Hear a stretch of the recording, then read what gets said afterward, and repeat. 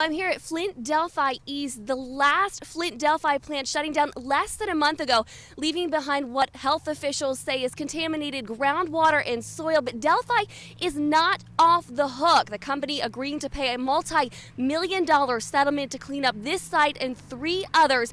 Nearby neighbors say they're daydreaming about what could be next. Well, Bill, I am here at the Mobile Response Unit in Burton. It's essentially the central nervous system when it comes to power restoration. Now, these crews are working, like you said, around the clock to get that power restored to more than 3,000 residents in Genesee County. And the good news is that should come no later than tomorrow night. Now, you would think that waters this high, Bill, would be troubling, but residents here in Vassar tell me this is nothing. They remember a time when you couldn't drive your car down Main Street. You actually needed a boat. 1.4 million Michiganders are expected to hit the roads this weekend. That on top of more than 100 construction projects, and it can make driving a little tricky. But MDOT has a plan in place hoping to ease the traveling headache.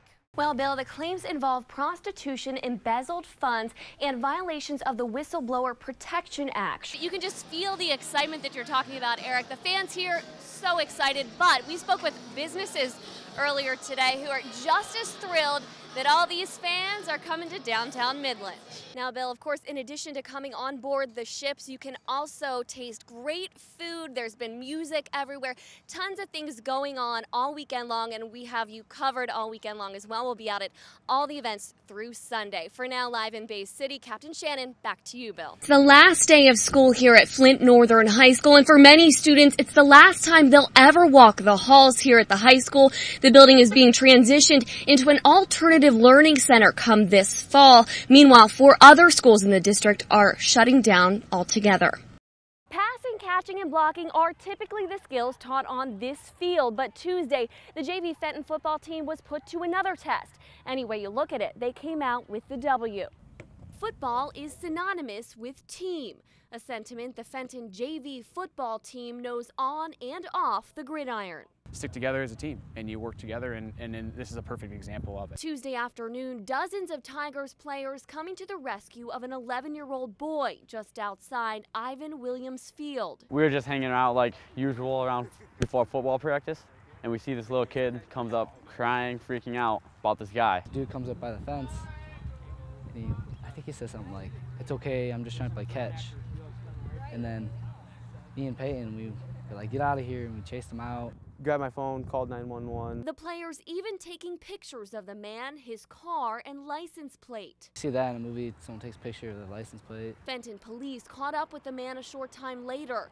They questioned, then released him. Now, the teenage boys being called heroes. Everybody's so proud of these kids and so happy for the things that they did. We all came together as a team. I think that's really what matters. A team on and off the field, now bracing for their next big hurdle. I'm hoping that we're going to win. A teacher just has no right to put their hand on a student. But parent Charlie Durrett says that's exactly what his first grade son told him happened in early December at Brownell Elementary. He was like, "Daddy, that teacher, he taped my mouth." He said in a way like I want you to do something about it. The teacher, according to Flint police, a substitute, now facing 15 counts of assault and battery for duct taping the mouths of 16 students, including Durrett's son. I guess that was his way of trying to keep him quiet. Whenever an adult duct tape a 6-year-old mouth, that's not the right thing to do. That's not the only reason Durrett is upset. He has yet to hear from Flint schools. If he disrupting the class or he having a bad day, they call me, they send letters home. I still, right now, and this is a whole month and a half later, haven't got a letter, a notification, or anything from the school. School officials releasing a statement today say they will continue to cooperate with authorities but will not comment on an active case. Meantime, parents questioning how to handle this sticky situation. Will he ever get over this?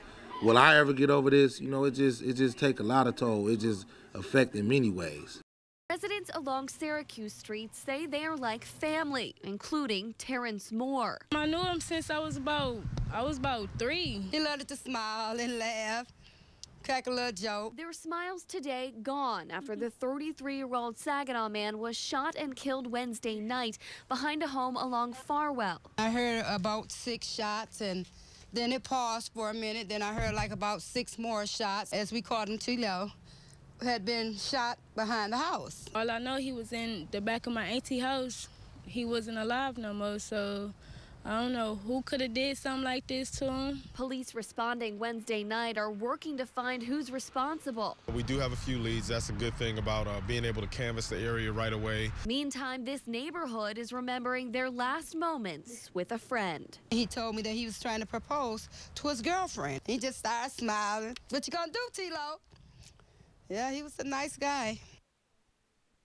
Now, this is the first homicide in the city of Saginaw in more than a month. And as always, police are looking for any community tips or information that could help them arrest those responsible. Just call Crime Stoppers at 1-800-422-JAIL. In the newsroom, Brittany Shannon, NBC 25 News.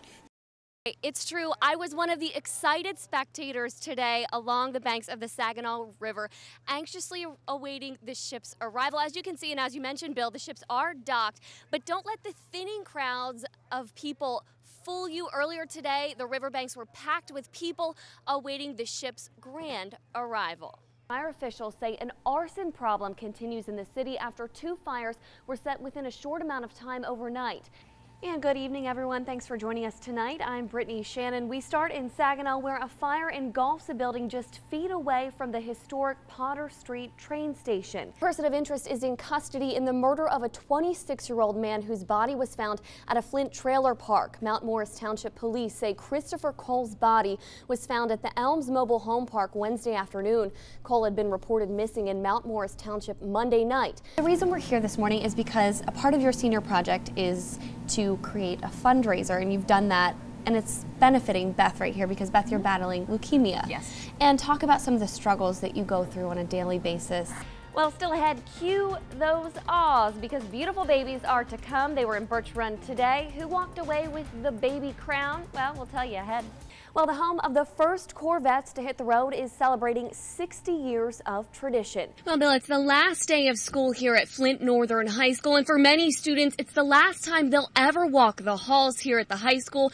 The building is being transitioned into an alternative learning center come this fall. Meanwhile, 4 other schools in the district are shutting down altogether.